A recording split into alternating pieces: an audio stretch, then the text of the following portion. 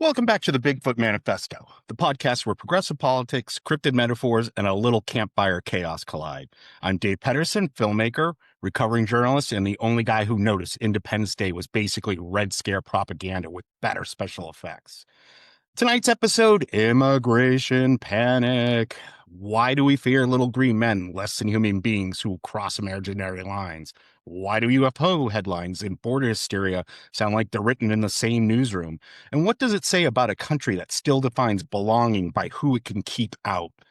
To help us separate fact from fear, I'm joined by Dr. Nandita Sharma, sociologist at the University of Hawaii, and the author of Home Rule, whose work challenges the very foundations of nationalism, borders, and the illusion of native versus migrant. Welcome to the Bigfoot Manifesto, Dr. Sharma. We're really great to have you, and so we can start dispelling some of these myths about immigration, migrants, illegal aliens, and all sort of things. So aloha, and Thank you. Pleasure to be here. So I want to start off. In the 1950s, we were panicking about Martians. In 2025, now the panic is, migrant caravans, different aliens, same paranoia.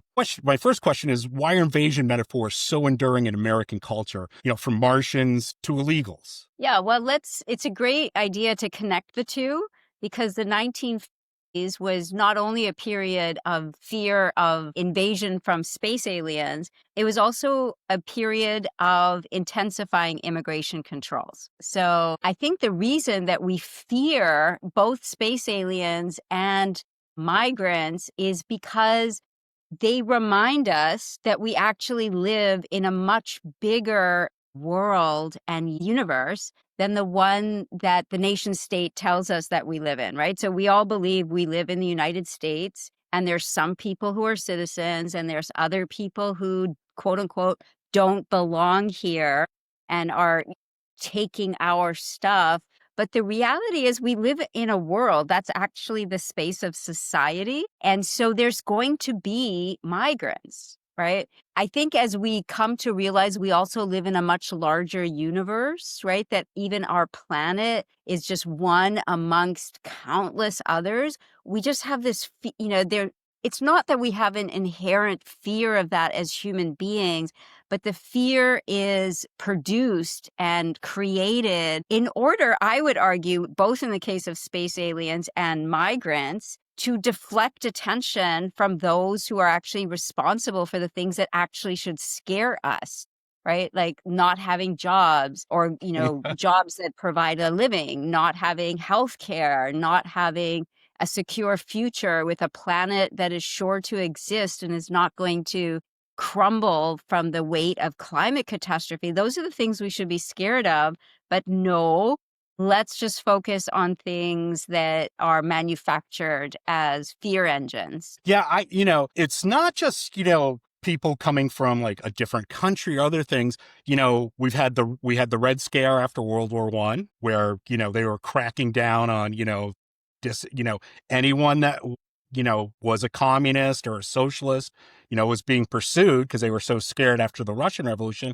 And then we saw it in the 50s. And actually, you look at Hollywood too, is, like a film like The Day the Earth Stood Still, that's about the Red Scare, And so, you see it from that fold. It's also like ideologies that we use to scare people. And, it's not just, these brown people, they're bad. It's their ideology too. So I think they're demonizing from all sides. Now, my next question, and this is good because I got this, I believe this was in your book a lot. So how do these stories reinforce borders as natural rather than political inventions? They reinforce them because they treat people, human beings, as if they are embodiments of the state category that they've been placed in, right? So some people are citizens and other people are migrants, and we treat them in the law very, very differently. And we are encouraged to treat them equally differently in our everyday lives, right? So, how many of us know that the U.S. didn't have any immigration controls whatsoever for the first 100 years after the Declaration of Independence, right? Very few of us were not taught that. How many of us know that the very first immigration controls were about manufacturing a U.S. nation that was defined as being white, right? We know that the U.S. Constitution did that, but the very first immigration controls, which were in 1875, also did that, right? Like, we don't want Chinese people here. And what we don't pay attention to is, why did we all of a sudden decide in the 19th century that we needed immigration controls, right?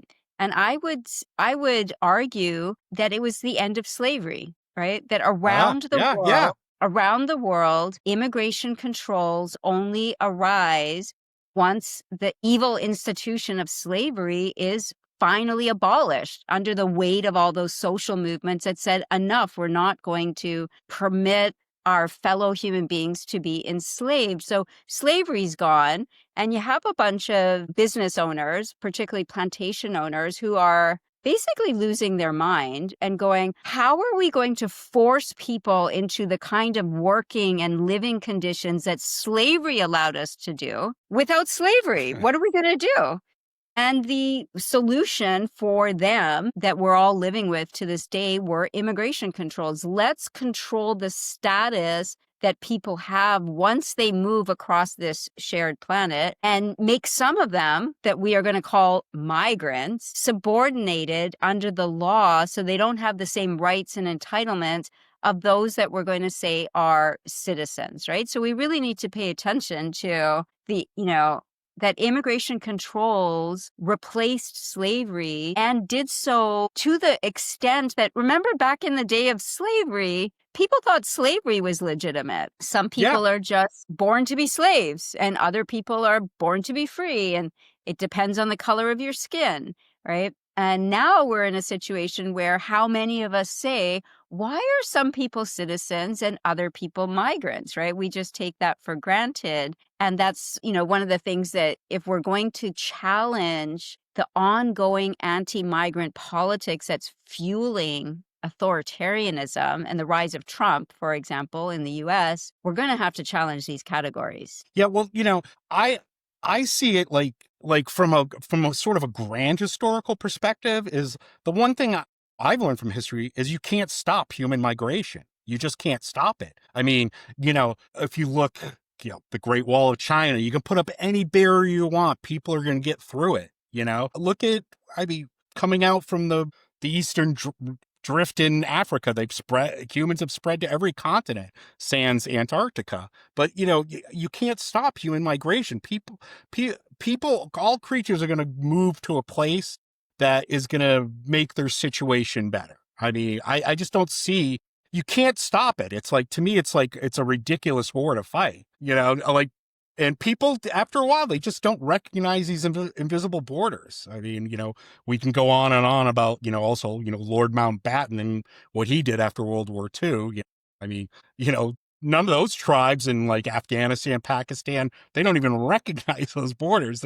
It's just so arbitrary to me. It's just like really arbitrary. Yeah, that's a really important point. I mean, movement is life, right? People, as long as there have been people on our planet, which is quite a long time now, people have moved, right? So the category of migrant is a category that you're placed into once your movement across the planet is regulated and restricted, right? That's what makes us migrants, right? You are subject to the immigration laws of whichever nation state you're trying to enter or live and work in.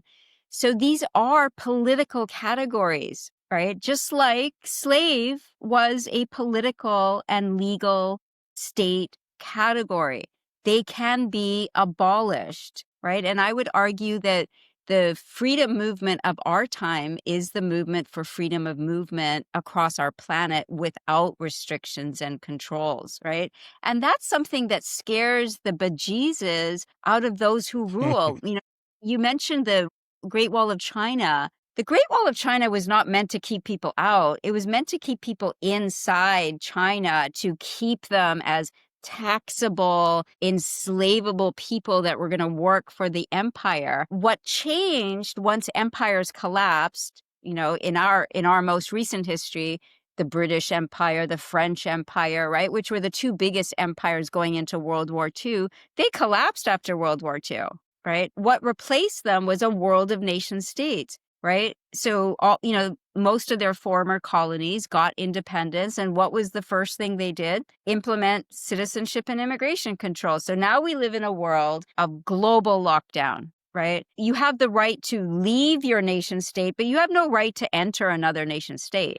Right. So all of us are subjected to this. Some of us don't need to leave the nation state that we're in because life is pretty good here. Right. But others do. Right. And those restrictions means that when they do move, they're not given the same rights and entitlements as the citizens who live in the places that they move to. Right. So this great gulf and divide is created that employers and states just drive right through to access labor that has been made cheap by governments and their immigration controls. And you have a ready-made scapegoat in case, all of your policies have failed to keep people happy and healthy. Then let's just blame this group of people. What we're clearly seeing now, it's the, Nazi, Goebbels playbook. It really is. I mean, it's the same thing. It's like, let's demonize these people. And then when you roll through the numbers of like the positive effects immigrants, like legal or illegal, the benefits of having immigrants here is I'm a son of an immigrant. My mom came here in 1969, from Italy and, raised me and my sister as a single mom. Yet, so, she still gets it to this day. They're like, what's that accent? And she'll get in arguments with people like, but you came here legally. It's like, what does it matter? It's like, she's in there shopping, spending money, and you're asking her like, oh, but you came in here illegal. You can read between the lines with comments like that. But, when you look at the number of like, just in the workforce, 14%, like immigrants make up like 14% of the population, 15% of the labor force. At first I was like, did I read that right? It's like, it's more, and 75% of undocumented migrants are working. It's insane. They add like $2 trillion a year to our GDP. And we want to get rid of these people? It's insane. I mean, just from like every standpoint, it's ridiculous. So my next point I want to get to, which is interesting because, we know the history of the Western Hemisphere. Indigenous people have been here, 30,000 years, and, now it's like, what historical moments like have fueled this obsession with like purity and exclusion? Are there any like historical moments that we can think of? Well, it's really interesting. When you think of immigration controls, a lot of them were about finding ways to cheapen people's labor, right? And I think that that is a really important thing to note, is that there's nothing inherently cheap about someone who's labeled a migrant, right? What makes people cheap is the status that they're given in society, right? Both the legal status, you're a migrant, therefore you don't have the rights of citizenship, and all of that, whatever that entails. And also the social category. You're a migrant, you don't belong here, you're an other, you're taking away what's rightfully mine. Both of those things is what makes people cheap, right? And makes them politically weakened in a society that no one's going to stand up for them and support their fight for equal wages, for rights and benefits, right?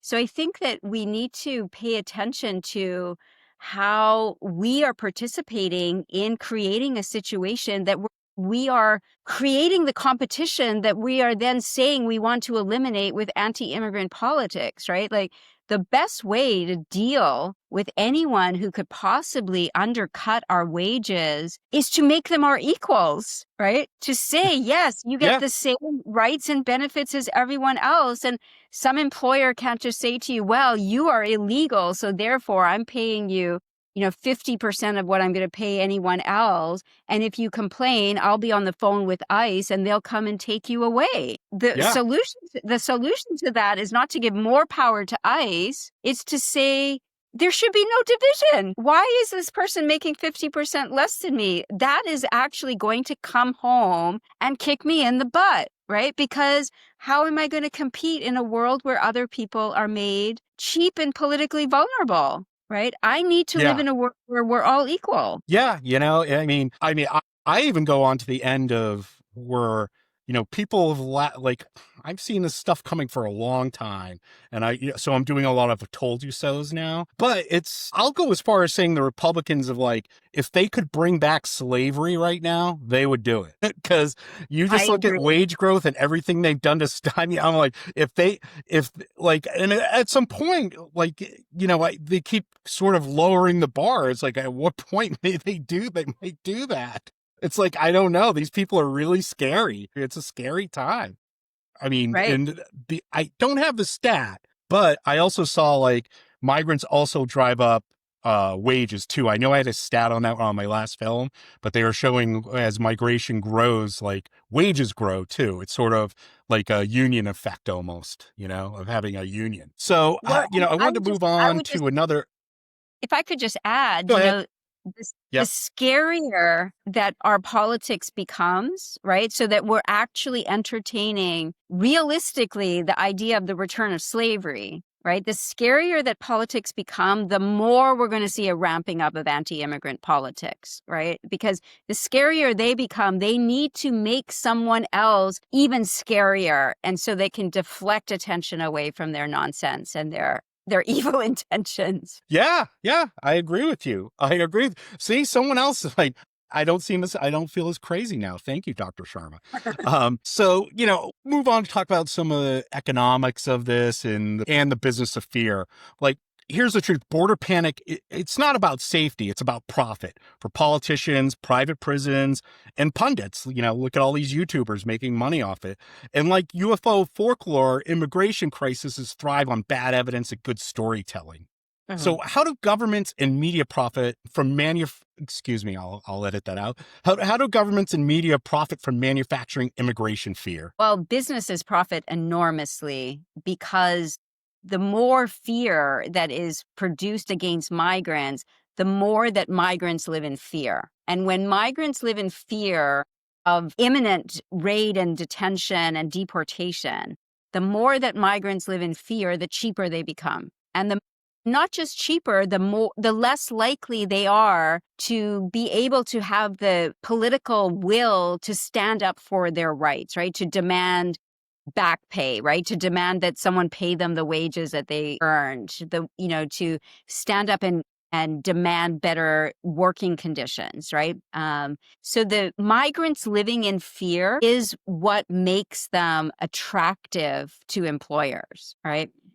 For governments, migrants living in fear and us living in fear of migrants is essential to take the heat off of every other public policy that is failing us. It is simple as that, right? If we stopped paying attention to migrants, maybe we would pay attention to what kind of policies are being implemented so that the wealthier keep getting tax breaks and we're talking about possibly trillionaires now, never mind billionaires. And the rest of us feel more and more insecure. Like maybe we would actually pay attention to something real. Yeah. Well, you know what I say about, and after going through stats, I've been saying to people is like, the real invasion, it's innovation, jobs, and taxes walking across the border. So that's how I look at it. I don't look at it another way like, oh, they're coming to steal jobs. It's ridiculous. I mean, it's anecdotal, but, when it had to be like 15, 16 years ago, Alabama was cracking down on migrants and all the kids, they were holding their kids from school. But I went down and shot some pieces with some farmers, and I was expecting to hear some, like these big old Southern farmers and they were pissed off. They were like, Americans, like one guy was like, Americans can't do this work. He's like, he goes, I pay these people like $15 an hour. He's like, because Americans aren't physically able to do this work. And I was like, they were so mad. And I was like, aren't they listening to these people? These are the people, that they're hiring these people and they think they're great. I don't know. It's just like, I don't understand it. And it's hard to understand for me. certainly Trump's mass deportation policies will ruin the economy. Employers, need migrant workers. It is simple as that, right? When they are raiding and deporting and detaining, they wanted to do that to 3,000 people a day. When they're doing that, they're taking away people's workers. They're taking away the workforce. And when that workforce is gone, all the other industries that people work in that rely on this economy are also going to suffer. But I would say that there's a bigger issue here, right? That what are the ethics of saying that we need migrant workers because we Americans refuse to do the jobs that they do? That's a problem. It is a problem. There's nothing that makes migrants from Mexico or Jamaica or Kazakhstan more likely to work under the hot sun or do backbreaking stoop labor picking lettuce for us, right? There's nothing inherent about human beings. Like, that's a kind of racist mentality, right? That, these Of people course like it is. working. Yeah. These people like working in the hot sun doing stoop labor. No. Right? It's that they don't have the rights to look for work wherever else they might be able to find it, right? They're stuck in these jobs because, you can't work at the University of Hawaii unless you've got some kind of legal status, right? You're going to have to go work in a restaurant or on a farm, This is such a great farm. point. You're going to have to go work on a coffee farm in Kona in the hot sun picking coffee all day long because you can't work at the University of Hawaii. There's something wrong with that, right? We need to again, create the conditions where we cannot just simply, shove people into conditions that we would not accept for ourselves simply on the basis that they don't have citizenship status. There's something wrong with that. And again, I would hearken back to the period of slavery, right? When slaves were made to do work that free people would obviously reject because it was horrible. Yeah.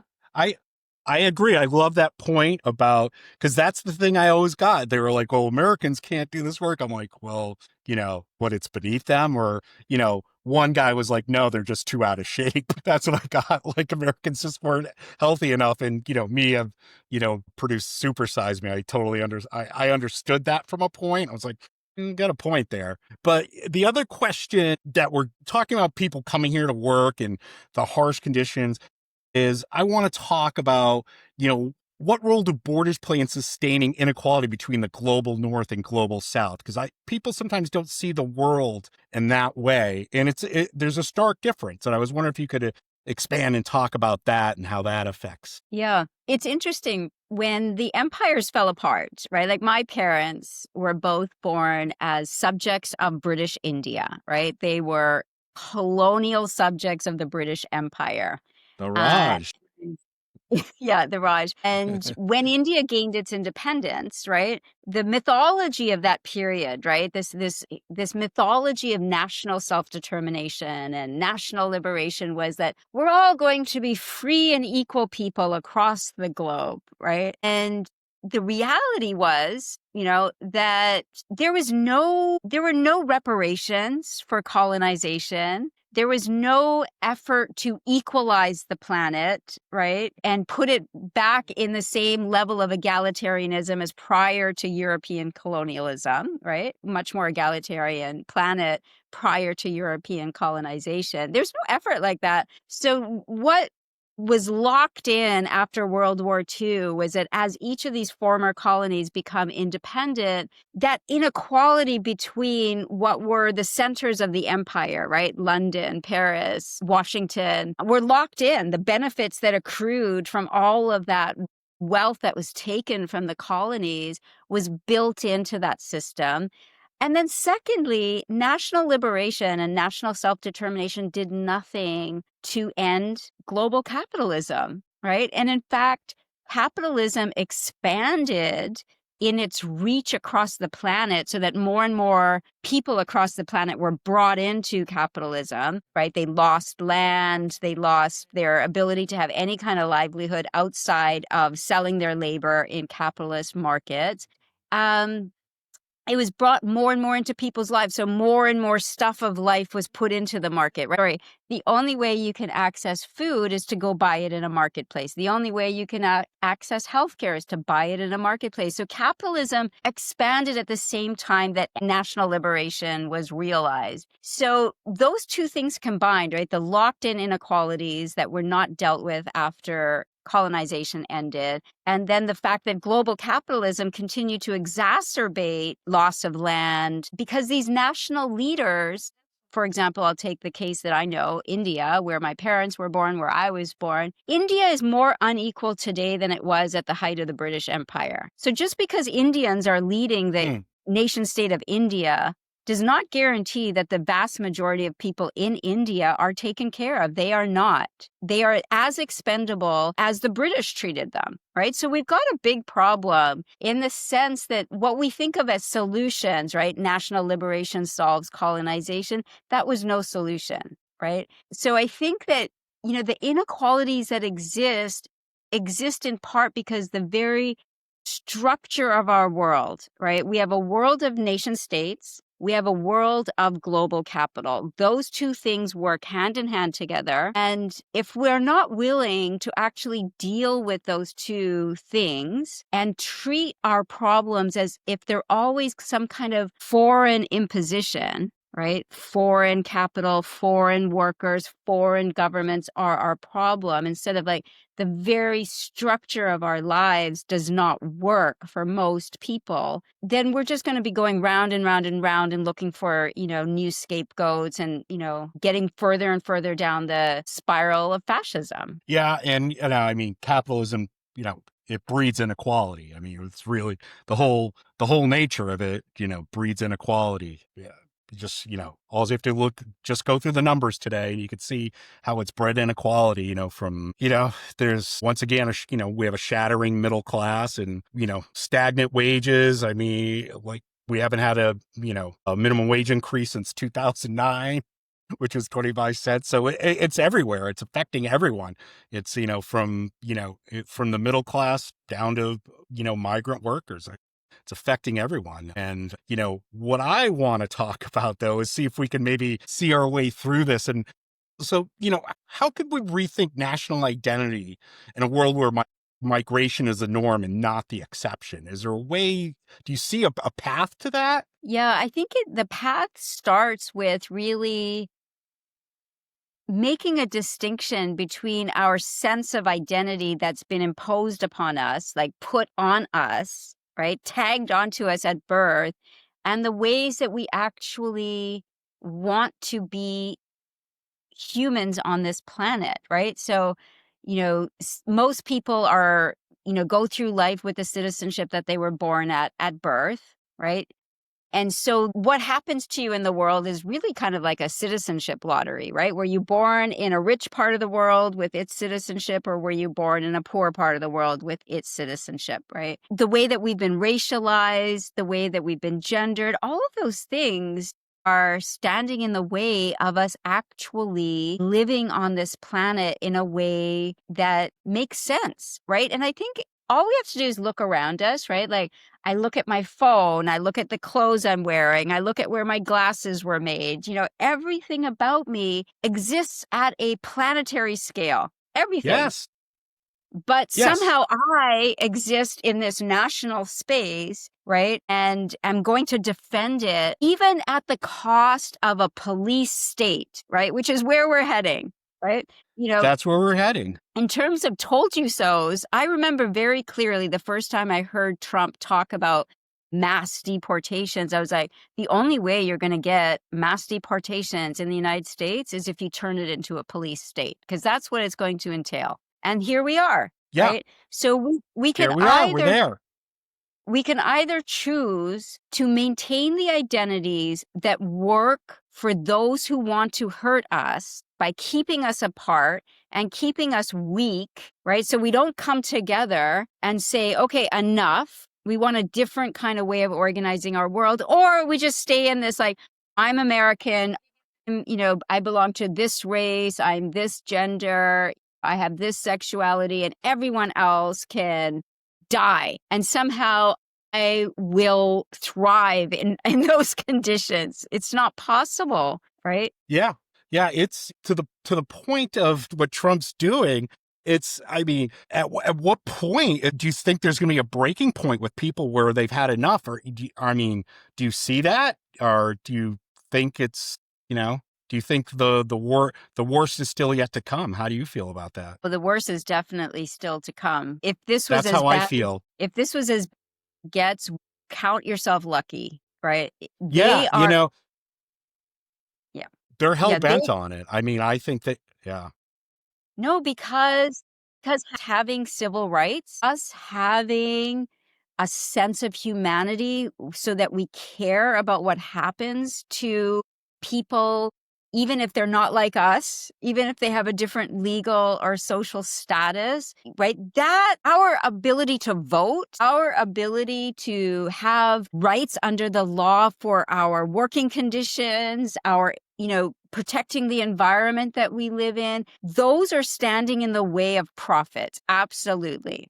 Right. And we're And also, no, sorry, go ahead. oh no, well, it's like we were discussing is like without migration is like these, profits are going to take a hit, and like I that the fact that they're not standing up to it, it's like the one thing the businesses are standing up to a little bit is like tariffs. When he announced tariffs, I was like, we're going to start practicing like 18th century British mercantilism now. It's a global economy, just like you said. Like, we're made up. Everything you and I have on our bodies or holding or working on, it's a global economy. And when he said that, I was like, wow, he's really going ultra nationalism. I'm like, with tariffs? Like, I couldn't believe it. I was like, oh boy, here we go. And to me, it's just so stupid. It's just completely stupid. Like, all of it is just dumb. I didn't think he would destroy it this fast. That was where I'd been. I think I'm surprised at the speed. I knew he would destroy it, but I'm like, we're not even a year in, and it's like things are crashing down around us. Yeah. I mean, Yeah. it's really sad. And everything that we still have that makes us feel like maybe things will be okay and we will survive this presidency, that is what is standing in the way of what they want to achieve, which is a totalitarian system where we do what the rulers tell us to do. And everything that stood in the way, like the labor protection laws, the environmental regulations that stood in the way from the absolute maximalist profit making possible, that is what is being taken away right now. So we either come together or Yeah. we remain divided and we are left as beggars, right? Where we have to come pleading to those in power for any small morsel of what we have left of our ability to survive on this planet, right? So I think that things are going to get worse until such time that we reject the divisions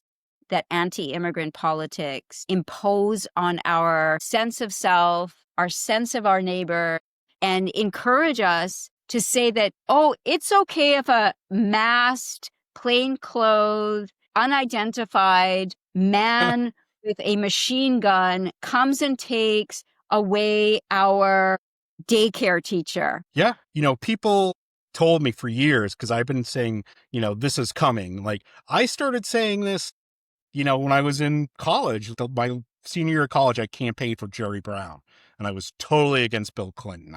I'm like, oh, we're drifting further to the right. We're drifting further to the right. Obama, same thing came in. I was like, yeah, I don't know. He's kind of reminds me of Reagan. Like, I don't see the difference between these guys and Reagan. And I was like, we're shifting there. And then, here we are, now we're with Trump. And I think we're doomed. I think we're doomed in the short term until he passes away. Because I think once he passes away, because I think it's a real cult of personality thing, I don't think there's anyone as vulgar to step in and take his place. That's how I see it. Right? They need someone famous. Exactly. So I just don't see that. Well, you make a really good point, and it's a really crucial one, which is that, yes, what Trump is doing is a massive intensification of the horrors of anti-immigrant politics. but the Democrats have done this too, right? And what does that Oh, I teach? agree. What does that teach us? It's not just that, this two-party political system is, insufficient. But what it also teaches us is that there's something about nationalism and nation states that I would argue bends towards fascism. And it is this, right? Nation states only exist in a kind of fantasy life where somehow you can carve up the planet, carve up little territories on the planet, still want to rely on all of the bounty that the entire planet has, but then limit rights only to this small group of people that, the state acknowledges it has some responsibility to its citizens. That is a recipe for fascism. When you create a political system that doesn't share the rights amongst everyone equally, you create a political system that is ripe for scapegoating, for treating some people much, much worse than other people. And that is what fascists rely on to scare the rest of us. Like, do you want to be rounded up by masked, unidentified men with machine guns? No. Well, then you better go along with what we're doing, right? So it is a politics of fear. What do we have to lose? We have nothing to lose but our fear, and we better lose it really quick or we're going to be rolled over. I mean, I've been buoyed a little bit, getting out to some of these, protests like in Boston and New York, and like I'm feeling some good out there. Like I feel people are getting more fed up.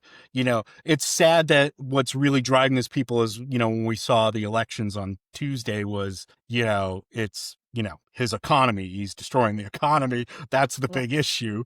But I wish they would tie in, what's happening to immigrants is part of that. It was part of that reason of why, inflation, everything's going to get out of hand. But like the one question I have, and I think this is going to be a tough one for you to answer, but how do we move beyond like the whole citizenship thing as a moral filter for human worth? Like, how do we do that? Is it propaganda? Because, that's how they've done it, by dehumanizing, different groups, based on color, religion, political ideology.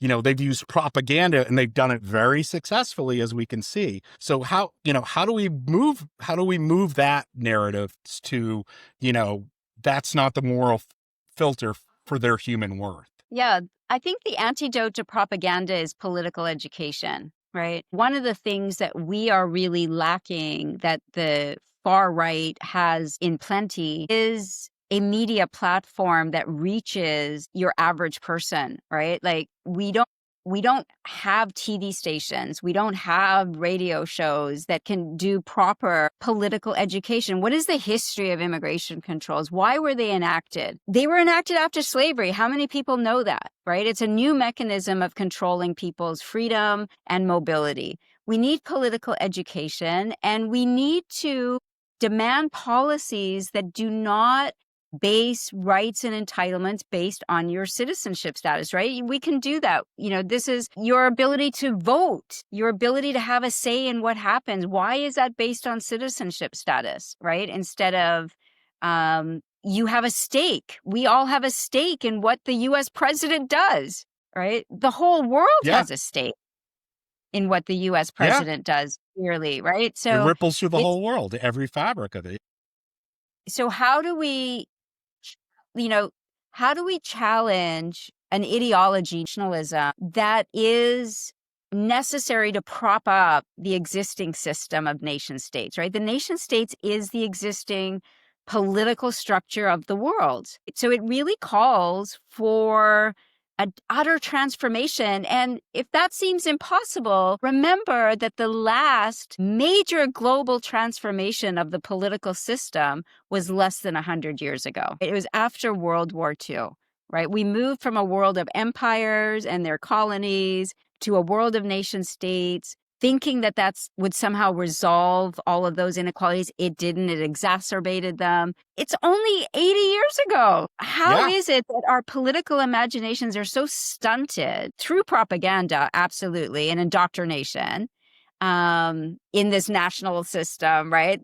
love the flag, wave the flag, pledge allegiance, I'm a citizen, all of that daily, day in, day out propaganda. How do we do that to get a new system? We all collectively decide that we need much, much more. And the we that we're talking about is this big we. It's not this narrow we of Americans, right? It is the big we. And honestly, I cannot see a way out of a world of fascism across this planet, because it's not just here in the United States. I cannot see a way out of that until we question our identification as citizens. Well, off topic, I wasn't going to discuss this, but since you're at university and we're seeing, alternative history now, that he coined it as, right? Was alternative history in his first term he coined? Like, are you seeing any backlash of that yourself? Or are you like, because we're seeing universities, schools, like, oh, you can't talk about slavery. You can't read these books. I mean, it's crazy, it's just, once again, same thing the Nazis did, like banning books. And what was it? I think, Heinrich Heine, what was his, in the 1820s, he said, where one burns books, one will soon burn bodies, and he called that. But are you seeing any of that backlash? You hearing that from colleagues, about what you're teaching? Well, the university is really the last bastion of free thinking in the United States, right? The right has been able to effectively control the K-12 system through a variety of means. Mm-hmm. They're freaking out at universities because they don't have that same level of control over what gets taught, because what we teach at university is factually based, evidence-based research conclusions of how the world actually works, right? And that is a danger to anyone trying to promote a false narrative of reality. The backlash that I'm personally witnessing is the fear of my colleagues, right? I have colleagues who will not even put up a sign on their door that says private area, because your office, of course, is a private space. It's not a public space that ICE officials can only enter if they have a judicial warrant. They're not even willing to put up a sign that says private area that will protect perhaps, a student who ICE might be looking for, because they're afraid that this will somehow signal that they too are, challenging the Trump administration. People not going to protest. I have students who are international students and therefore are incredibly vulnerable to deportation because they're not citizens, afraid of participating in their First Amendment rights to freedom of speech and expression, right? So there is the fear factor is working, absolutely. Fortunately, I think that, our faculty unions, our professional associations are not backing down. So I do think that the universities will be able to withstand the Trump administration to a much, better effect than many other institutions in this society. Well, yeah, because, as would happen, once again, we have to go to our old nemesis, the Nazis. Is they had their giant brain drain because, they kicked anyone out that was, a Jew or a socialist or a communist or whatever. And they had a huge brain drain. And just while we were talking, I looked up a number because I wanted to, I was thinking of, what's happening with, foreign students, because, they have to be in some sort of fear. Foreign-born individuals make up over 40% of STEM PhD holders in the U.S. 40%.